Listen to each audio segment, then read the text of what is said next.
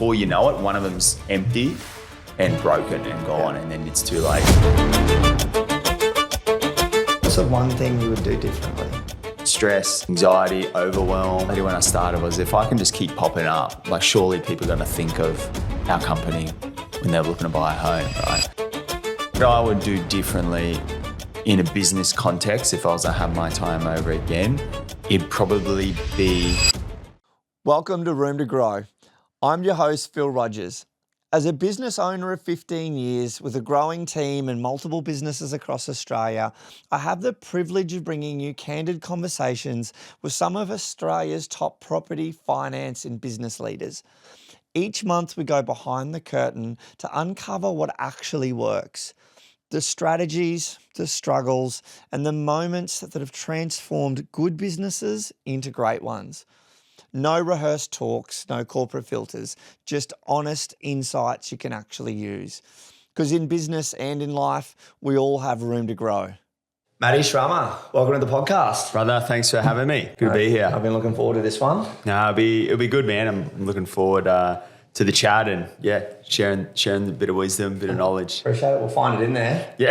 Mate, I'd love to find out a little bit about, I guess to give context, right, to listeners is maybe about where we are now. What's the current state of play? When we talk about maybe the business, what does that look like? Yeah, so I run a buyer's agency company based on the Gold Coast in James Street and Burleigh Heads, and I launched that during COVID, funnily enough. So it was a COVID business, and it all came from just a bit of a pain point I noticed in the market as a former sales agent and someone who's bought property for over a decade. I just noticed buyer representation was always something I was always curious about. So that's how the business originated. And myself personally, before that, I was actually an athlete, played in the NRL for the Gold Coast Titans. So I had no business experience prior, but just took a lot of principles away from sport and sort of transitioned them over and brought those in. And team structure now, because obviously it's happened quite rapidly, but I'll get to that origin story a little bit, but what does the team structure look like now? How many staff? Yeah, so there's 13 in the team at the moment, and lucky number. Lucky number. It's been a fast journey, but also in saying that, it's been a steady one too. Like, I've never really been too massive on just scale at all costs or anything like that. It's just been one of those feelings. The more I'm learning in business, the more I'm understanding how important the right people are, and understanding that, if you can just keep people in their creative zone of genius, I like to call it, and that's their swim lanes, like they'll come in more happier and things like that. So I'm just always trying to think, how can we support the right people? So it's a mixture of, buyers agents who are buying and, talking with clients, talking with agents, mixture of offshore who are doing a lot of the back-end data entry and different things like that, and then some marketing operations and stuff like that too. So it's good mix. Awesome. And if we take that back to some origins, right? So we talked about professional football player, right? And then into property investor, and then sort of into entrepreneur, and it continues to grow. Where did that start? What was the trigger? What's sort of a bit of a turning point there from professional athlete? What triggered the response to go, okay, well, maybe business? Like, what was that step? Yeah, to be honest, it's a bit of a funny story. Like, sport, when you come into a professional sport environment, like, the resume is quite empty. Like, I pretty much came straight out of school into professional sport. So unfortunately, I had to retire through to injury, which was, a really tough period of life. It was about 1 to 2 years of kind of not knowing what to do or where to go. So I just kind of did a bit of this and a bit of that, like a bit of coaching, a bit of sales stuff, and just kind of try to find my feet. And it was a really, really tough period. A lot of athletes call it like the transition period. So I spent around 1 to 2 years just trying to understand who I was and what I enjoyed and stuff like that. So how the business side of it came about was essentially I was doing some coaching, and it was a 40-minute drive from Palm Beach to Parkwood every day where the Titans were based. So I was doing some coaching with our junior development, and I'd listen to business podcasts up and down each way. So I'd get, 80 minutes a day of just business understanding, and I listen to Mark Boris podcasts and all these people with mindset and business mindset over in America and stuff like that. And then I just became really fond of business. And I was like, I reckon I've got what it takes. Like, you just hear all this empowering stuff. Yeah. And I actually used to hear a lot of similarities between the feelings I had when I was playing sport too, like around teamwork and dealing under pressure and stuff like that too. So that's where the original bubbling started of the interest in business. And then the ability to execute on a business was another journey, because it's like, I want to do business, but what? And then that sort of was a journey in itself. And I sort of just stumbled across something where people were always asking me for advice, which was with property and buying houses. And then I researched the buyer's agency space, and the rest is history. Because it was quite new back then. Well, if we talk about Queensland in particular, we weren't conditioned as a market, right? And you were in real estate, right? And so to go, I'm going to move from real estate to buyer's agency, right? Like, where did that come from? Why wasn't it, okay, well, I'm going to grow the Srama Group, and sell property? What turned the buyer's agency out? Yeah, believe it or not, I actually did 12 months as a sales agent first with the brand McGrath, which I really loved. And that was my first ever proper job, like a real estate sales agent. It's the only thing on the resume. The only thing, yeah, literally, so that and just a bit of footy coaching. So, but that job allowed me to have that little step into the workforce, and it opened my eyes up to how business operates, because you're essentially a business within a business, right? I loved property. That all came because that was kind of my little downtime away from footy. So I kind of just merged all these interests kind of together, and then just stumbling across the buyer's agency sector. That's where it's like creating a business. But what, I didn't want to be a sales agent. I seen a bigger need and a gap for buyer's agency. And that's how it all sort of came about. And the irony of it was that the execution of anything, like everyone's got business ideas right now, and a lot of people will struggle to execute on the idea. And I believe sometimes life will just push you over the edge. And I think that was for me. I had the idea of a business and wanting to be a buyer's agent. It wasn't until my income got cut through COVID being a sports coach that I sat at home, and then it forced me to like, all right, perfect. My income is just, I was on the job seeker, had all this time up my sleeve, and I was like, I'm going to build the business right now. And my roommate still, who's in the business today, he even says, I seen you literally every day for 8 hours. I just spend time in my room. Yeah. And by the time COVID was finished, I had a business. So that's where the origin of it all started. And the evolution, I love that. The evolution of that business, as a one-man band, as we started, and a great story in your room at home during COVID. What was sort of the key turning point when it came to maybe putting on that first staff member? Yeah, I always believe in business, you'll always get like pain ceilings. And the concept is essentially there's a time where you feel that feeling of stress, anxiety, overwhelm. Like I see them as more as pain ceilings. So every entrepreneurial business owner would relate to this right now, that feeling of those sorts of feelings. I believe sometimes it's just a matter of getting in the helicopter quickly and just understanding what pain ceiling are you at right now. And when you're at a pain ceiling, see it as more as a puzzle that you need to solve. So the good thing around every puzzle, there's a solution too. So at every pain ceiling, when I was feeling overwhelmed, anxiety, things like that, it's just like, cool, I'm just going to try and see what's the pain right now. And I find a lot at the start when it's just you're a solo operator is the pain is finding business, number one. So then you start getting good at, marketing or finding, sales. You start getting good at sales and things like that. The next is like delivering on the promise then. So now you've got people wanting your help, but you've only got so many hours a day to fulfill the service. So that was the next sort of pain ceiling. So, and then there's different things again like that. I always just think like in every business, I call them like pain ceilings, and then I see them as puzzles and try and find the solution. And sort of making that leap, right, and bringing on those first few staff members, 1 to 3, you know, sort of what did that feel like? Did you nail that? Definitely not. No way. It was I didn't know what I was doing, to be honest, now that I reflect back.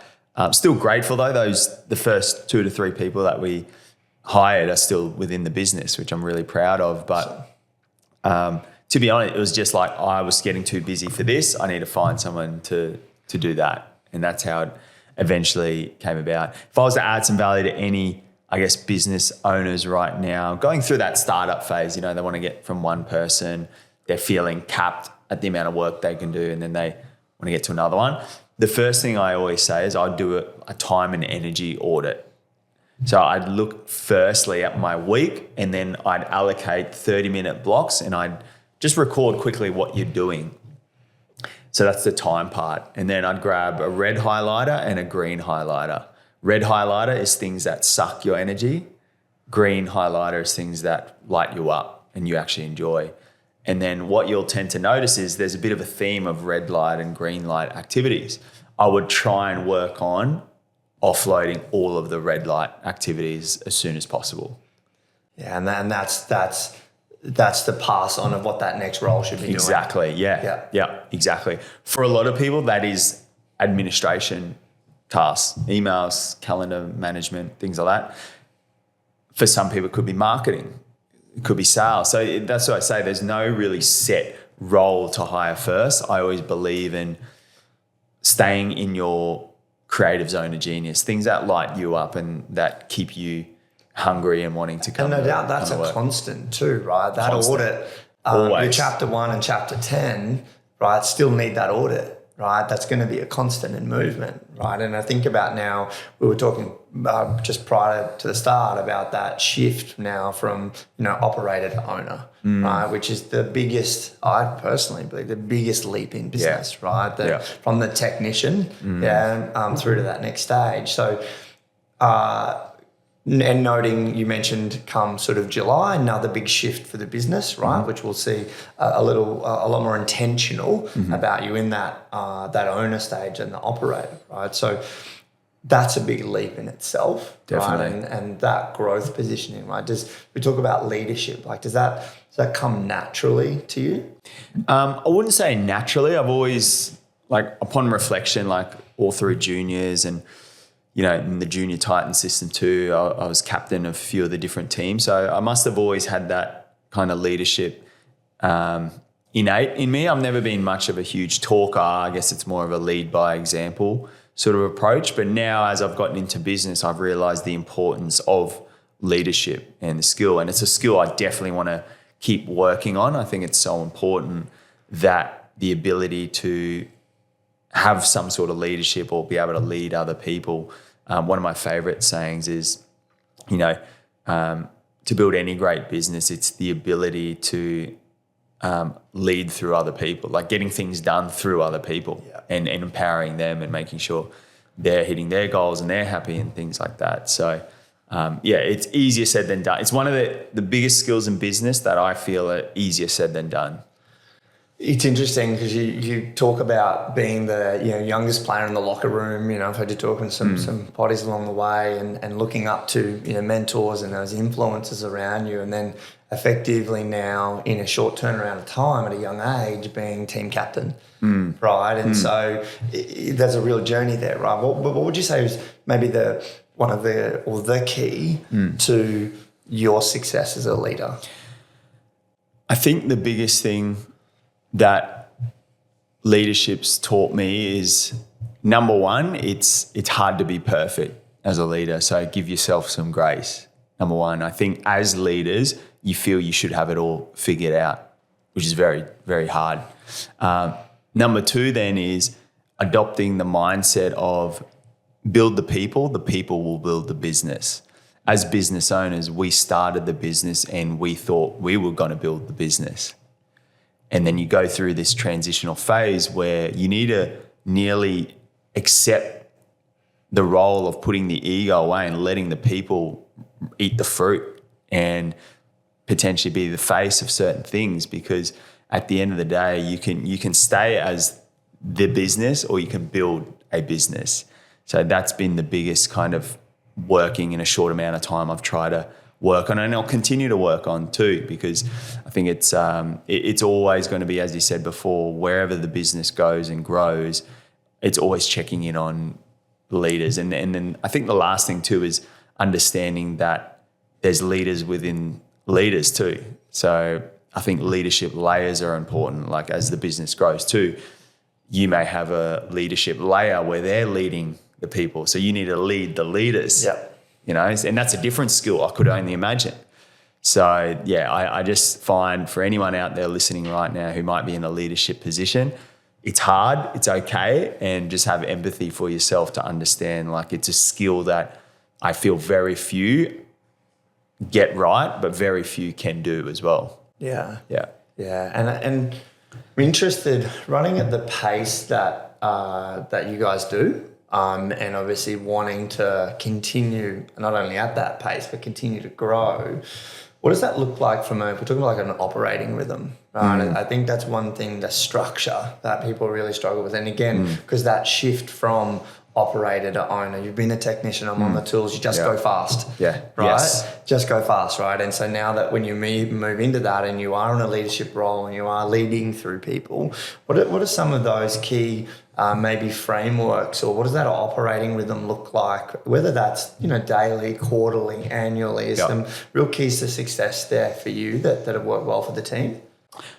One of my favorite leadership principles that I've adopted that definitely still working on, I definitely haven't mastered, but I really love it and I enjoy it, is the ability to push decisions down the funnel rather than decisions coming up the funnel. And what I mean by that is, I believe you should have I don't believe in the hierarchy approach. I believe in the team approach. So there's no, I'm here on the hierarchy, so I report to you, you report to me. It's just like, we're a team. This is my role. That's your role. Number one.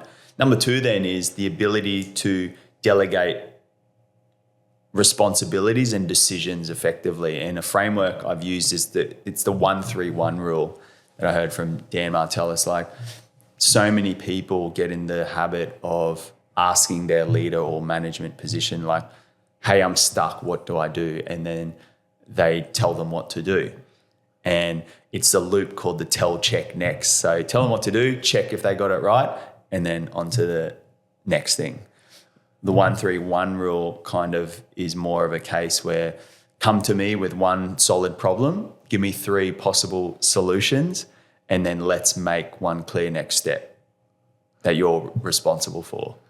So it just trains your team to understand that, firstly, there may be a problem, but have you spent time trying to solve it yourself first? Yeah. If they can come to you with 3 possible solutions, then it's really just trying to work with them and empowering to make the right one. And if they're confident in making one, go for it. They talk about the monkey on your back, right? So don't come to my door and throw your monkey on my back. Yeah. Right? Yeah. But again, that's empowering them, right? And again, that's an amazing trait, I think, as a leader, and trying to learn through that, right? Because there's also, there's teaching styles and there's learning styles, right? Definitely, yeah. They're very different, right? And so I think leadership versus management, 2 different, really different styles, right? And that's awesome, where you're actually empowering them to, be in control of that decision, right? You're cool, I'm here to support you, but I want you to have thought about or taken some time to think through that. Yeah. And it's, I think every business owner and anyone trying to scale any sort of business to some sort of level, whether small, big, large, I feel the ability and the mindset that you need to let go to grow is always something that people struggle with at the end of the day. It's always easy if I'll just do it. I'll pick it up and I'll give me the phone. I'll do it. Right? We've all been there. I do it still to this day, but it's definitely something intentionally you need to work on as a leader in order to get the best out of your people. Is understand that mistakes are normal, let them make it, and let them learn from it. And then you just got to let go to grow.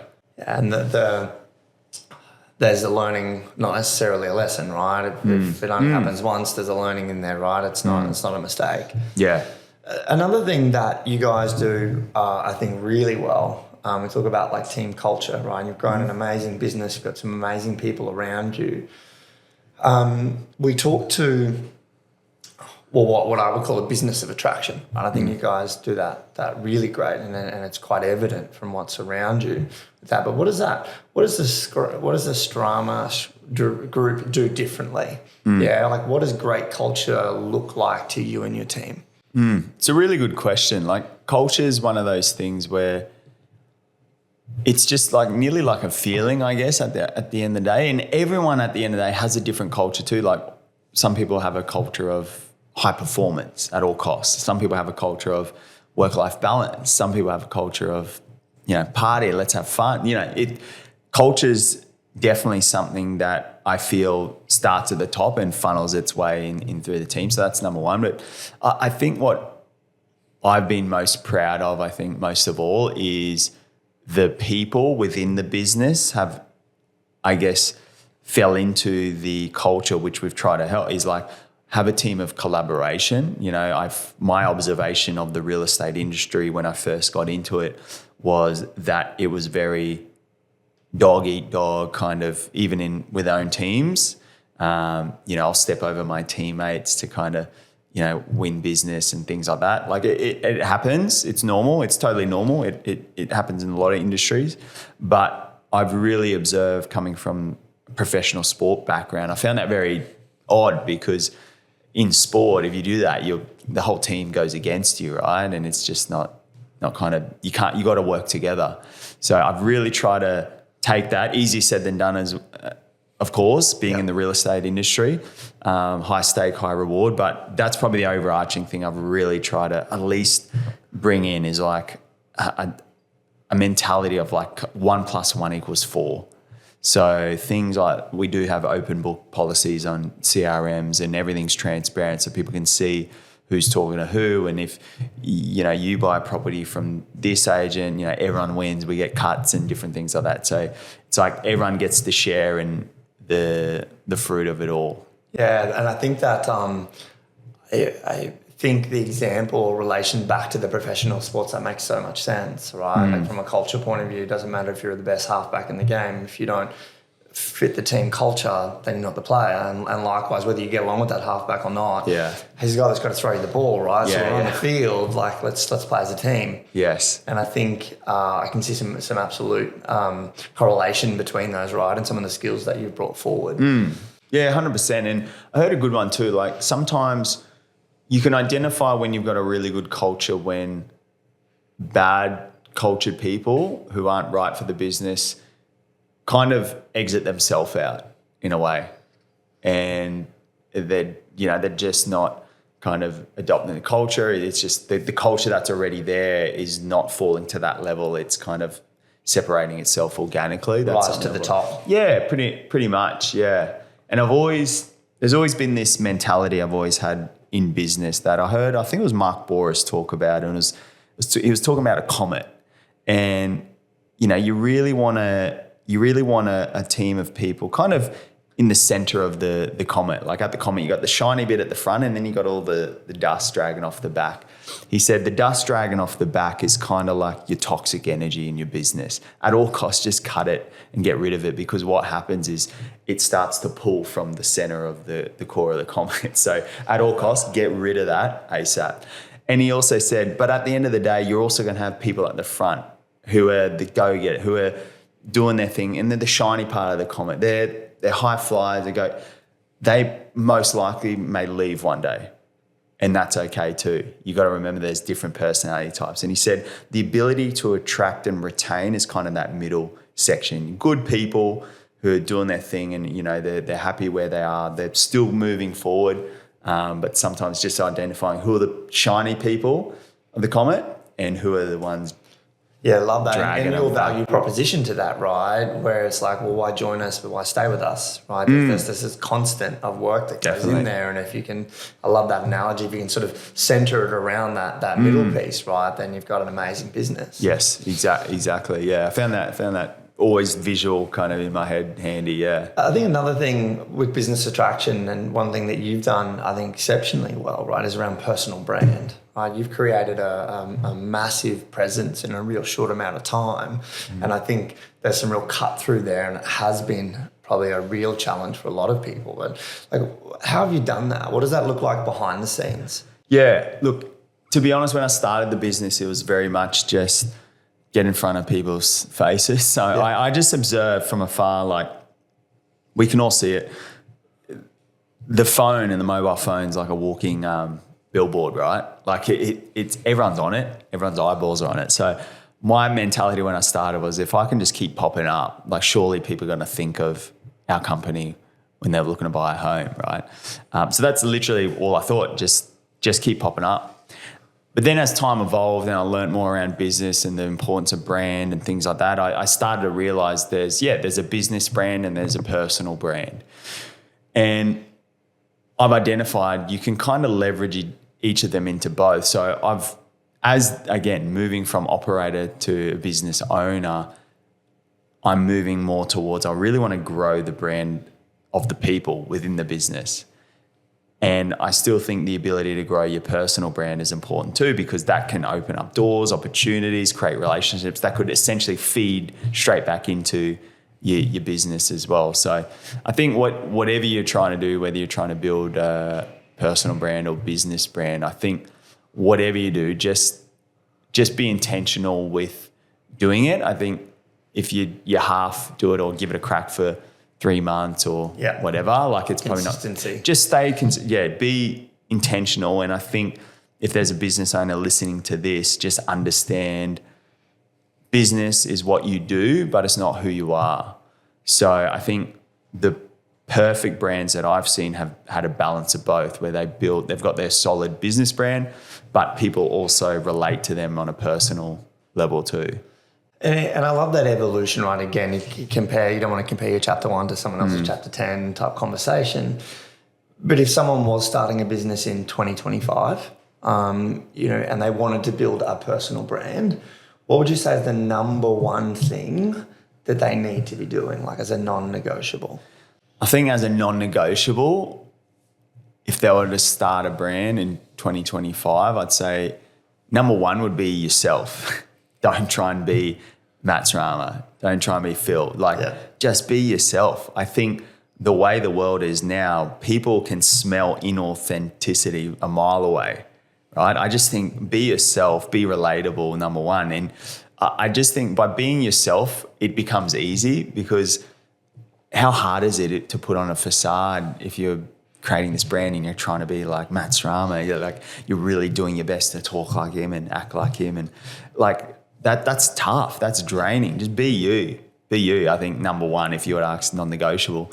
But then I think off the back of that, then is you just want to have some sort of, I call it like an approach on what you're trying to achieve. Like, are you trying to achieve attention? Are you trying to monetize attention? Are you just want to be popular? Like, you know what I mean? There's a lot of popular people online, but they don't have any money to their name, So it's like, that's what I always think too. But then there's some amazing business owners right now who are killing it and they're making a lot of money, but no one knows who they are too. So it's kind of that balance of both. If you're happy not being known, that's totally cool too. But I just think that ability to have authority, like, you know what you're doing, you're an authority in your space, you've got proven track record as a broker, by whatever, but then you attach like a consistent brand behind that. That's where I feel you can kind of take that anywhere. You can monetize it, you can build it into new ventures.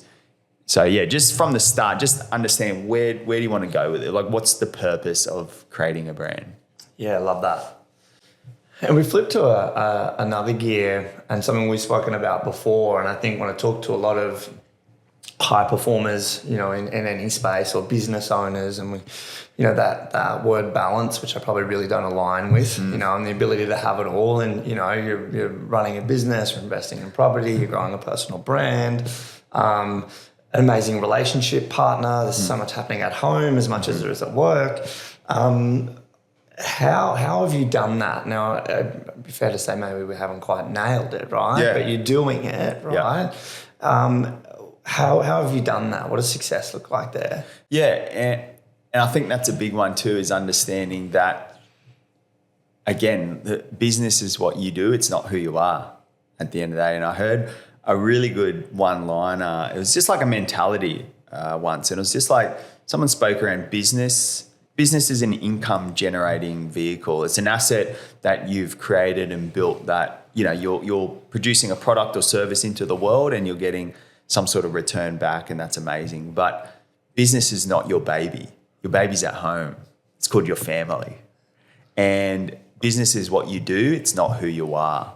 So the ability to have, I believe, like work-life integration, just understanding I am someone who also has a business, just identifying that first is number one, because then number two is just like a business, how I've got systems, processes, the right people in the right corner, I've got values in there. Understand that you as a person should also have, some sort of systems, cadences, processes, the right people in place, have some touch points with the right, what are your values there? What's important to you as a person, not as a business owner? So that's just our overarching, I think, mindset I've tried to adopt, because early days I didn't have it. I was just like, man, how good is this? Like business and, Something's got to give. Someone's right? got to give, yeah, 100%. So what was maybe that one thing that turned the dial, right? Mm-hmm. That you could say to someone that is trying to do it all, and there's buckets that are empty, there's others that are overflowing, right? When one's on, the other one's got to be down. There's no possible way to get them both. Yeah. Like, what was maybe the one thing that maybe turned the dial the most for you? Yeah. I think number one is maybe identifying all the buckets you have in life at the moment. And I've spoken about it before, and I've always used this framework, like the 8 Fs in life. And I've identified that with all of the 8 Fs, it's essentially sometimes you're in a season of fitness, and you really want to work on that, and that's your main intention. Sometimes it's your faithful relationship, and that's the intention that needs a lot of your bucket. Sometimes it's figurehead, sometimes it's your business here as well. Sometimes it's your finances. Maybe you want to invest in there, maybe it's fun. You want to bring fun back into your life as well. So it's just understanding all the different facets of life, and that's where I got that 8 Fs framework. It's just putting it all out on the table, what is. And then this season, I break my year up into quarters. This quarter, I'm going very hard in this one. I understand that I might be not as available in these sections. It's communicating those things up front, if maybe it's the family thing or your faithful relationship, whatever it is.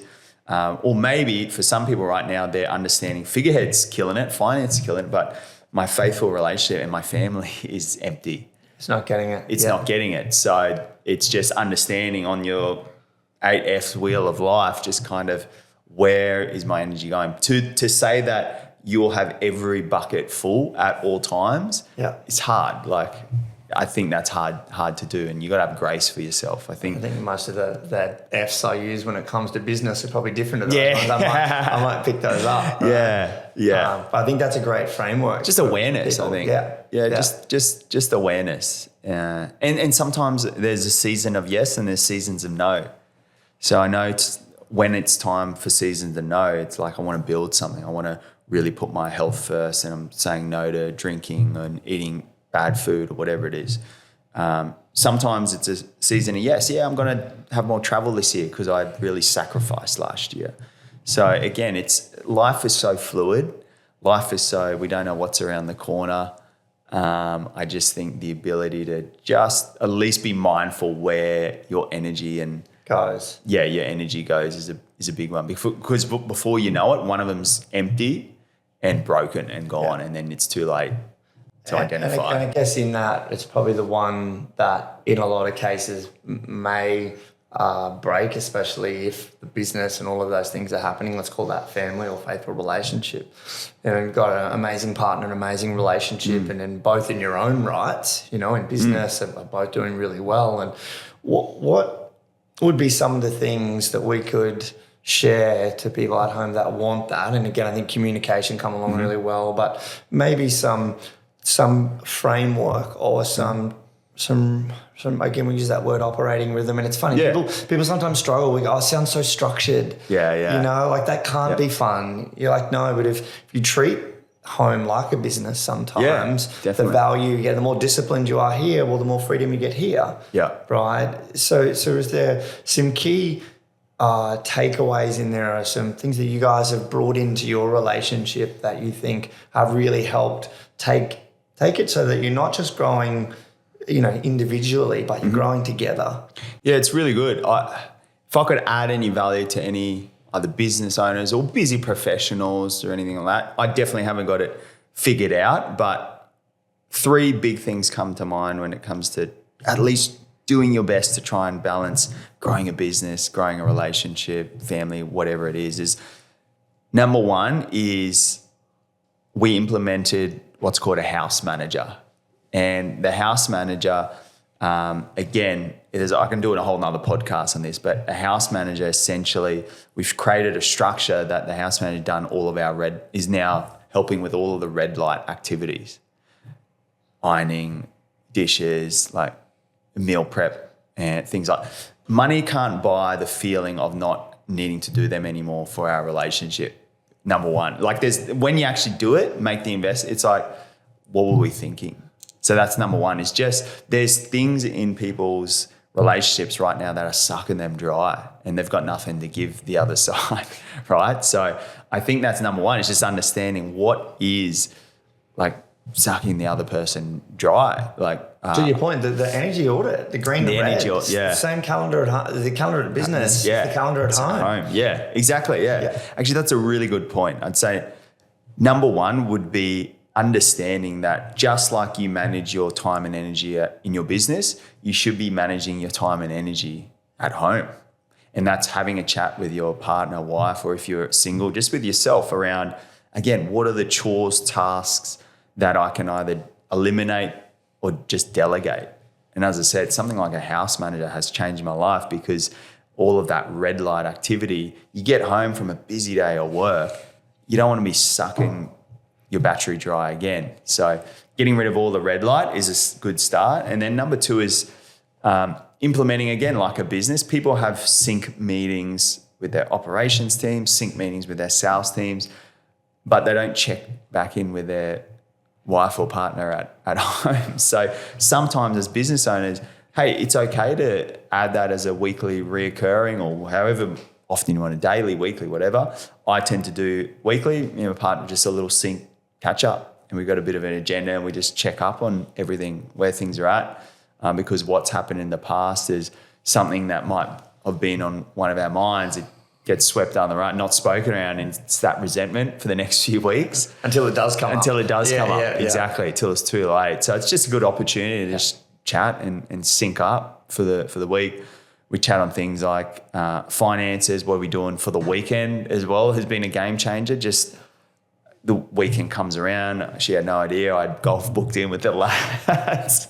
She's at home wondering what, we were supposed to hang out. So it's just good to understand. And at least that way, if that is the case, she can go fill her cup up, do whatever she wants. So I found that's really helpful, just having a bit of a sync. And then third, I think lastly, is just getting aligned on what each other are working on. And I know what she's doing in her business now, and I love seeing her little wins, and given that she's at a different stage of business to me, and it's cool. Just I think it's important to cheer on your other side, whatever that may be, whether business or they're just a professional doing their thing too. I think just working together in life. I think having separation's good as well. Just doing your thing. Well, and again, I think that framework around success there, in particular around the calendar at home and the calendar at business, and it's something that I work on really strongly with my partner, that if they aren't aligned, to your point, that time and energy audit, right, the things that you got to do, it's like that isn't a good use of our time. Yes, right? exactly, yeah. Because we give up so much of that. I'm really protective. I know I'm protective of 2 things, and one's my time and 2's my energy, right? And in my day-to-day life, that's really important to me. And so should be no different Yeah. at home. And I think that alignment and that communication around those things, and I think the game changing for a couple there, one thing is that weekly check-in, that sync, yeah. structure it. Yeah. Right. Yeah. And because it's not always just a date night. Let's actually get on top of right, like what that next 1 to 4 weeks looks like. Yeah.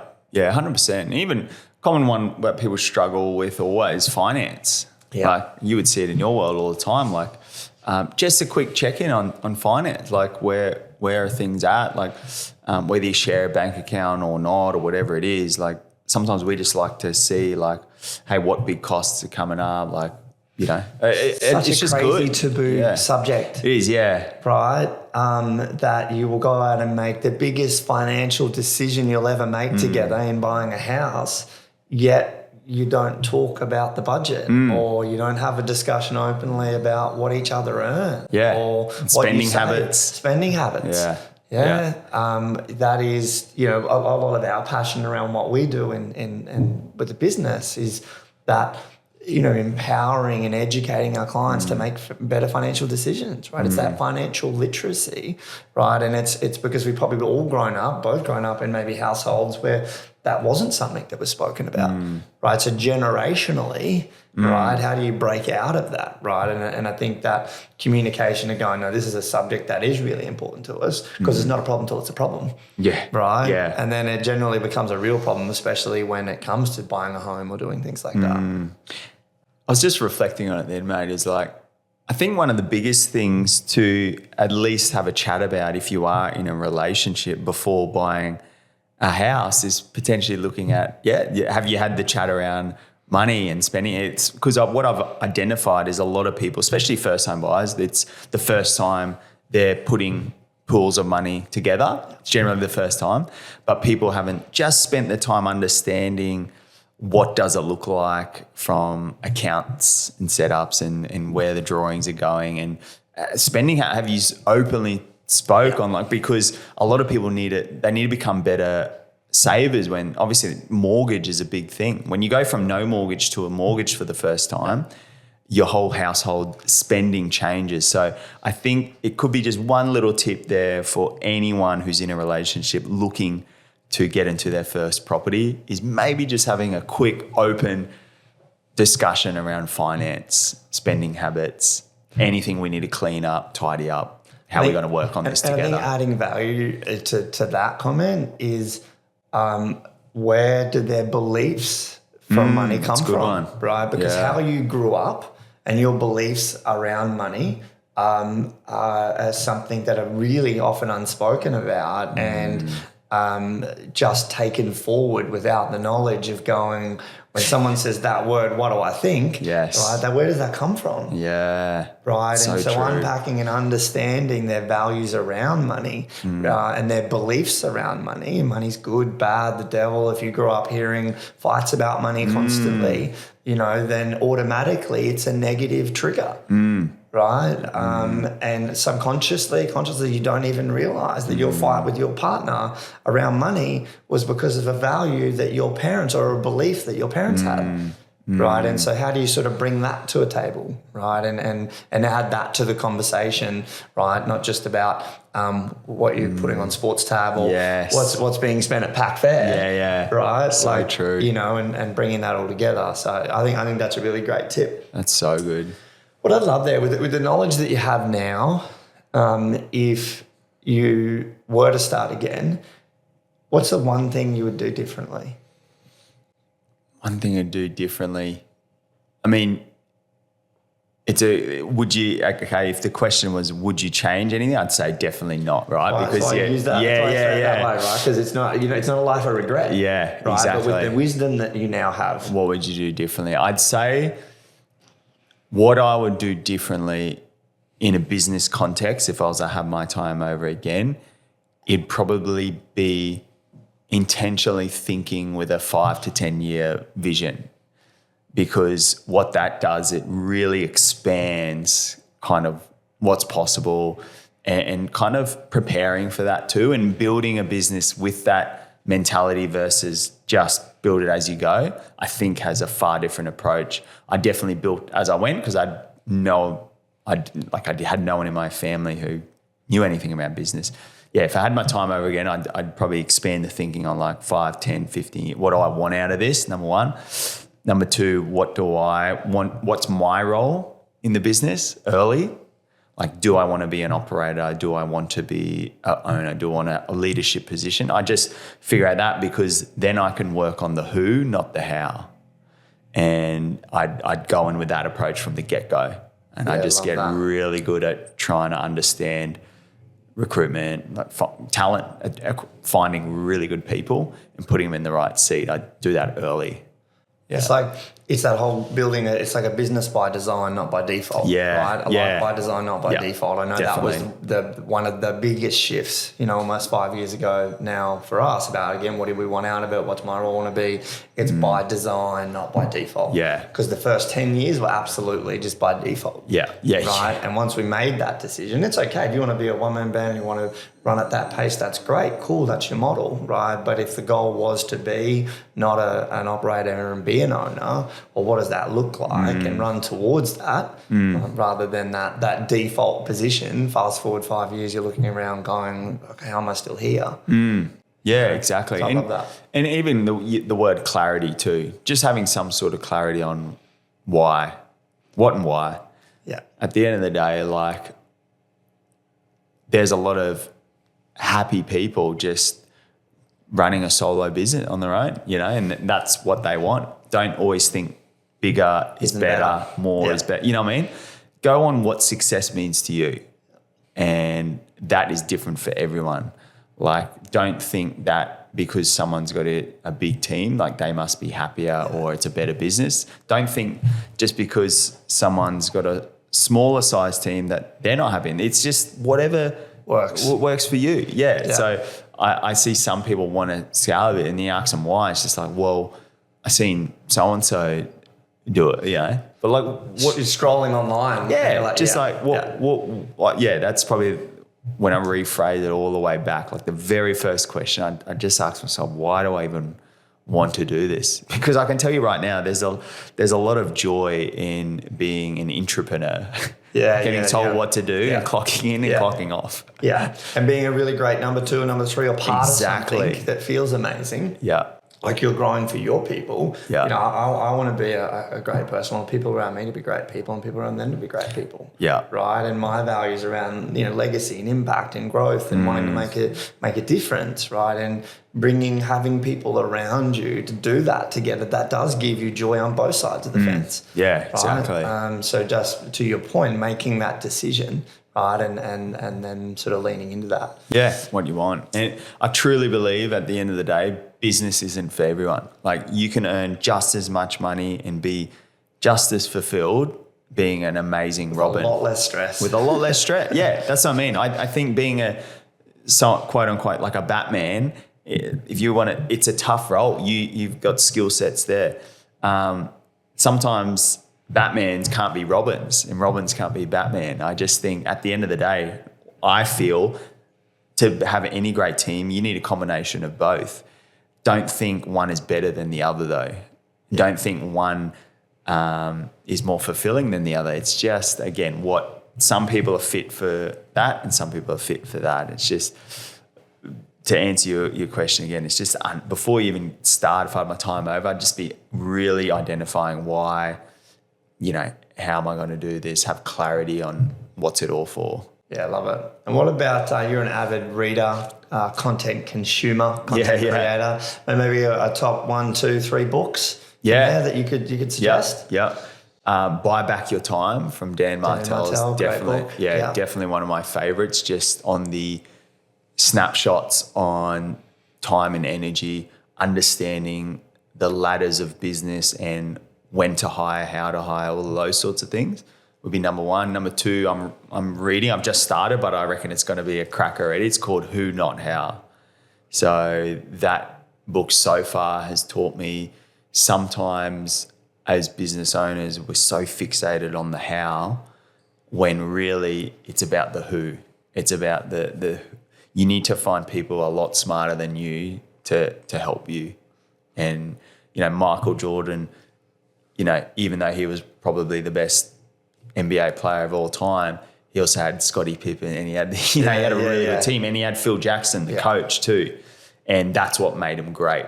Yeah. So I think the ability to find good people is what it's all about. So who, not how. And then,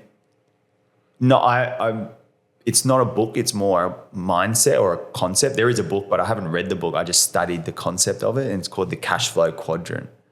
So Robert Kiyosaki from Rich Dad Poor Dad, that's a great book too. But the Cash Flow Quadrant simply teaches people to go from the left side of the quadrant to the right side, and the right side is like business owner, investor. The left side's more employee, self-employed kind of thing. So understanding the quadrant, I felt has really changed my perspective. Awesome. And top maybe 2 podcasts you're listening to at the moment. Obviously, shout out to the Buying Gold Coast podcast that Matty has. But maybe top 1 or 2 that you're listening to. Yeah. Just to get in the head a little. Yep.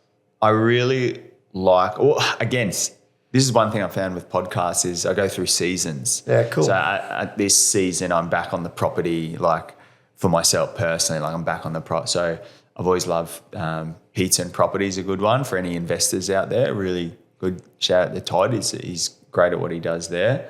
And my accountant, Jeremy Anazelli's got a podcast, What School Should Have Taught You, is a really good one. It's a bit more high level, but man, he's just nailed it in terms of like a really complex tax stuff, just broken down really well. So that's from that side. But then just general mindset stuff, I've always loved Diary of a CEO. He's great. Stephen Bartlett. Yeah, he's great. School of Greatness, Lewis Howes, is a good one too.